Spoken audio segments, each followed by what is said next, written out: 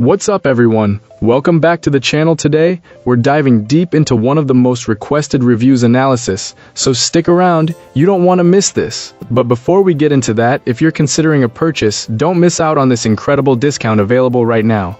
Check the description below and the pinned first comment. Now, let's not delay any further and jump right into the details.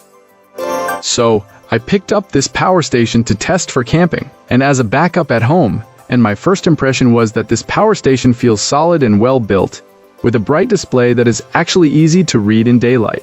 I bought it hoping it would handle a fridge overnight and a microwave for a few minutes here and there, while still being portable enough to move around the kitchen or campsite. During my first real use, I planned around a 55-watt fan for a camping night.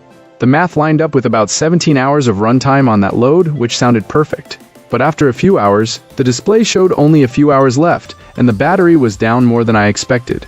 I later learned part of the problem was not accounting for the inverter's 10 to 15 watt draw that stays on while you're using AC outlets.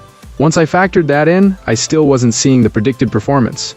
It was a little frustrating, and I started wondering if this was just not a great fit for overnight fridge use or heavy loads. That's when the update started to change things. Abby from customer service reached out and we walked through discharge and recharge cycles. She offered an exchange, which was impressive by itself, and sent a prepaid label. But the real turning point came after I checked for firmware updates. A couple showed up, I installed them, did another discharge to 0, and this time the unit jumped from underperforming to overperforming. I decided to keep it after that. The customer service experience, honestly, was top-notch. The kind of help you remember when you're balancing a new gadget against real-life expectations. One of the big takeaways is how to get the most accuracy out of the readings in life. The manufacturer recommends a calibration routine, charge to 100%, unplug. Then put a load around 100 watts on the AC side and discharge to 0. Let it cool for a while, and then recharge to complete 99 or 100%. After doing that, the readings lined up better with what I actually saw, and the performance felt more reliable. There's also a companion app, which is simple and clear enough to use without crawling behind seats to check the status. It's handy for monitoring while you're driving, and the ability to pass through charge means you can use it and recharge at the same time. As for practical limits, this power station can handle the kinds of loads a microwave and a fridge throw at it. But you'll notice efficiency numbers aren't perfect.